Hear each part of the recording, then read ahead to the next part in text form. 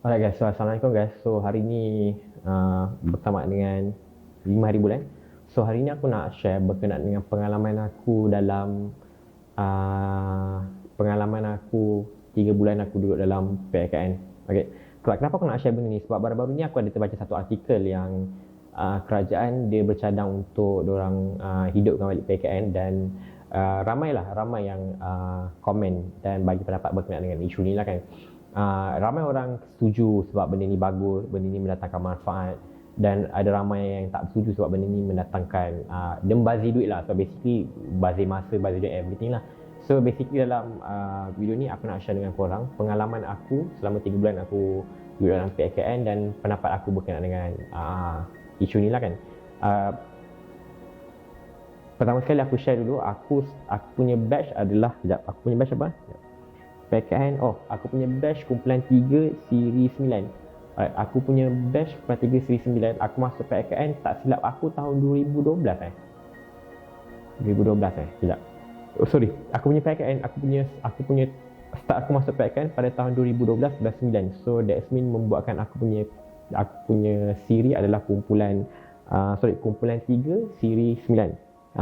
Kumpulan 3 siri 9 lah kan.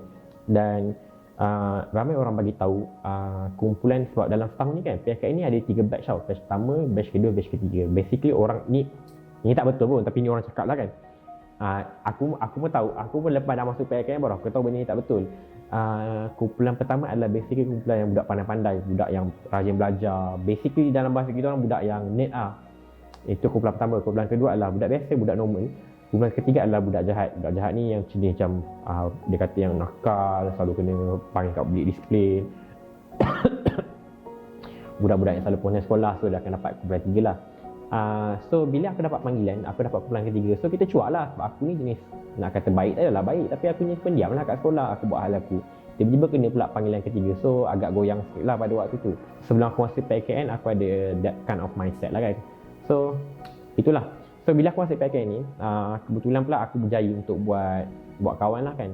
And aku dapat tarik beberapa perhatian diorang. So diorang pun suka kawan dengan aku. So dekat situ disebabkan diorang suka kat aku pada permulaan lah. Ni cerita pasal permulaan. So bila diorang suka kat aku pun, diorang pun jadikan aku sebagai diorang jadikan aku sebagai diorang punya ketua. So dalam dekat PKN tu kita ada 4 kumpulan. Kumpulan A, B, C, D. A alpha, B beta, C Charlie, D delta. So kumpulan D. So dalam kumpulan D ni adalah kumpulan yang terakhir sekali. So kumpulan ni diorang bersetuju untuk lantik aku lah. Dan actually pada waktu tu aku rasa okey je, sebab aku tengok diorang ni baik kan. So aku rasa macam okey lah, kau nak nanti aku jadi ketua kan. So on je lah. Tapi itu adalah kesilapan aku paling besar lah. Sebab aku tak tahu macam nak cerita kan. Tapi benda silap lah. Benda tu aku rasa macam itu adalah, kalau boleh dipatah balik kan, apa yang aku nak patah balik dalam hidup aku patah balik, aku nak jadi ketua. So benda tu adalah kesilapan besar aku. So disebabkan aku jadi seorang ketua dekat sana, so menyebabkan aku terpaksa untuk jadi garang lah dekat diorang, jadi tegas. Jadi bila aku jadi tegas dengan diorang, sebab tegas ni aku nak pun, sebab dekat sana pelatih dekat sana, kita orang punya cikgu, pelatih tu diorang memang detekkan kita orang yang ketua ni. Dia kata okey, kau kena make sure korang punya ahli kumpulan kena beratur, tak boleh ni, tak boleh ni, tak boleh ni. Jadi kau nak expect apa? Macam aku jadi ketua dah lah, aku baru lagi budak lagi waktu tu kan. Jadi kat sana pun ada orang yang setahun tua, 2 tahun tua. Bila aku dah mengarah-ngarah diorang, memang betul lah, diorang ni, saya nak cakap diorang ni bila aku dah start mengarah diorang start berontak lah. Tapi memang betul pun, diorang ni kebanyakannya nak kata orang-orang yang tak elok aku cakap yang tu, tak elok tak elok cakap yang tu. Tapi kesebenarnya diorang ni adalah orang-orang, kebanyakannya adalah orang-orang yang tinggal bukan dekat kawasan bandar. Itu paling simple. Sebab aku punya PKN pun dekat area Banting. So kebanyakannya PKN aku punya batch adalah daripada Sabah, Sarawak dengan Selangor lah kan. Jadi bila aku dah start jalankan tanggungjawab aku, diorang dah start berontak. Bila diorang start berontak, diorang dah start palaukan aku. So basically dekat situ aku banyak kena bully. Bully ni bukan lebih kepada macam kena pukul ke everything, tapi lebih kepada dari segi mental lah kan. Sampai kan dekat PKN aku mengalami boleh kot dikatakan depresi kot. So dekat PKN tu aku rasa macam depresi gila kot. Aku rasa macam tak tahan gila hidup kat PKN tu. So waktu tu aku dah cakap dengan, aku jumpa dengan jurulatih, aku cakap aku tak cakap lagi. Waktu tu aku cakap dengan diri aku sendiri. Aku cakap aku dah tak tahan dah, aku dah tak nak jadi ketua. Tapi entah pada waktu tu sebab aku waktu tu motivasi tinggi, aku rasa macam aku nak ambil ini sebagai cabaran. So aku sabar. Aku percaya mungkin dengan sabarnya aku ni, aku mungkin dapat ganjaran, mungkin dapat award ke kan. Sebab kat sana diorang ada bagi tahu, kalau pada habis camp ni, diorang akan bagi pelatih terbaik. Maksudnya the best pelatih the best pelajar lah kot. Kita panggil pelajar pelajar PKN lah kat situ kan. So aku aim pada benda tu. Tapi nak silap lah, padahal tak ada benda tu dia bagi kepada orang yang jawatan paling tinggi. So masa macam shit lah, macam shit gila. So aku rasa jadi macam shit gila. Jadi disebabkan aku kena bully daripada segi emosi. Semenjak daripada kes PKN tu, semenjak aku keluar daripada PKN tu, aku jadi seorang yang sangat agresif. Aku jadi agresif ni sebab dulu aku tak macam ni. Sebelum aku masuk PKN, aku ni bukan seorang agresif. Aku ni seorang yang lembut, aku tak marah orang. Aku jadi kalau macam orang marah aku biarkan je. Tapi disebabkan aku dekat PKN ni, aku jadi depressed sangat. Kat situ aku belajar untuk aku defend diri aku. Setiap kali kalau aku perasan orang yang cuba untuk pijak, bukan pijak lah kan, macam kasar lah kan. Kalau aku nampak orang yang cuba untuk mengambil kesempatan kepada aku ni cepat untuk melenting, cepat untuk marah. Dan aku senang untuk mencarut lah. Sebabkan entahlah, aku cepat untuk mencarut lah. Sebab mungkin sebab aku punya pengaruh rakan sekeliling pada waktu tu. Sekarang dah tak lah kan, sekarang aku dah ubah benda tu. Cuma waktu tu aku dah macam kuat mencarut. Aku nampak orang macam kerek semacam je, aku dah kena carut dah. So itu adalah satu sifat yang aku develop sewaktu aku masuk PKN lah kan. Dan dalam waktu yang sama aku pun berubah. So dalam perubahan aku ni, aku belajar untuk tidak menjaga hati orang. So macam dulu, seriously, aku dulu kalau aku borak dengan orang, aku akan jaga hati gila. Aku macam tak akan cakap sembarangan. Aku tak akan cakap benda-benda yang menyakitkan hati orang. Kalau macam sekarang kan, aku macam dah tak kisah sangat lah. Aku macam nak cakap je. Tapi yelah, bila sekarang ni pun macam kita pun dah berkahwin ni, kita belajar lah daripada segi communication skill, daripada segi apa yang boleh cakap, apa yang tak boleh cakap. Tapi dulu, orang yang aku cakap masa dulu kalau dulu aku memang tak kisah. Kalau macam orang tu buat salah, aku akan cakap, kau nak makan hati, lantak kau.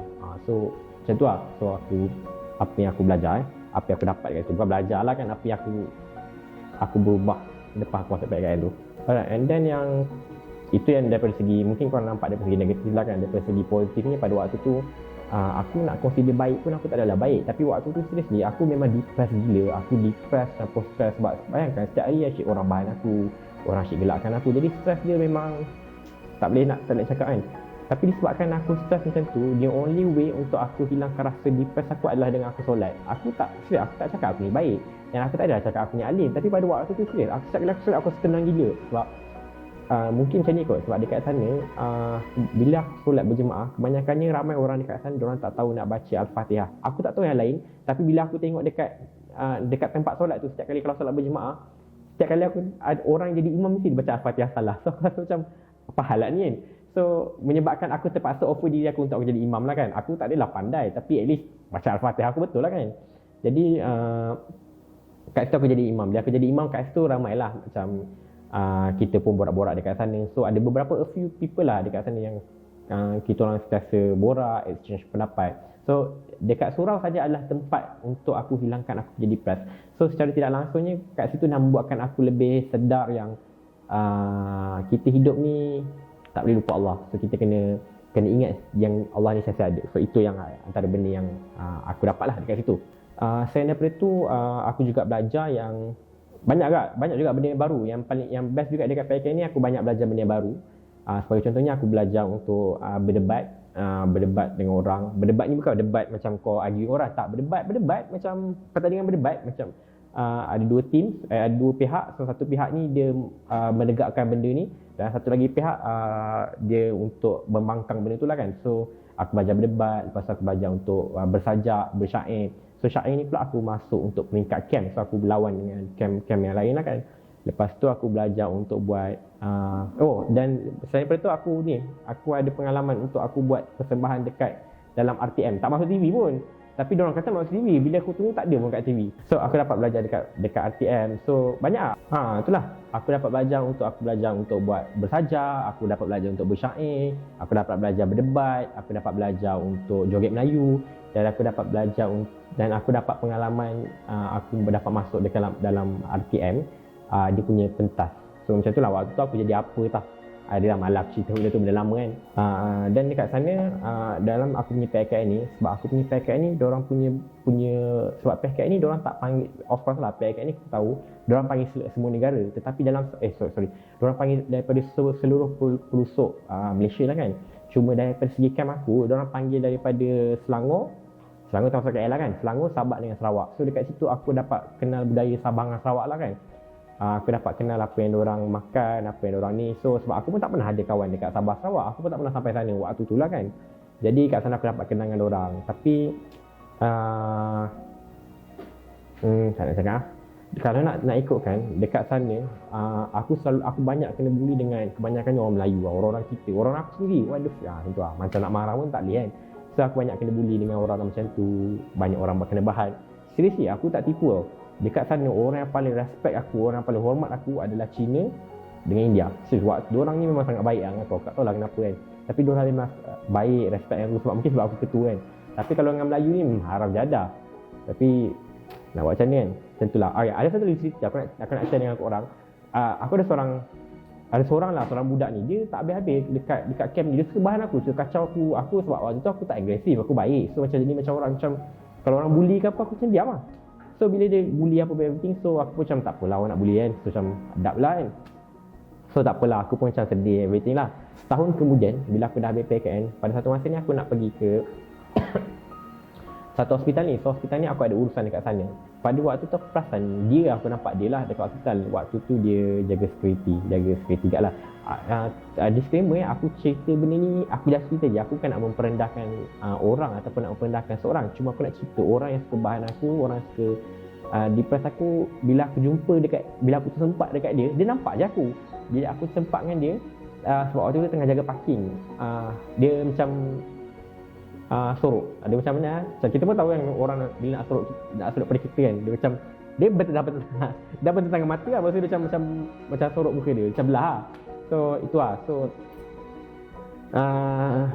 itulah, itu apa yang jadi aku. So itu adalah benda yang aku lalui dekat PKN. So kalau nak tanya aku berkenaan dengan pendapat aku sama ada perlu ke tak untuk PKN ni hidupkan ataupun tak, basically tak lah.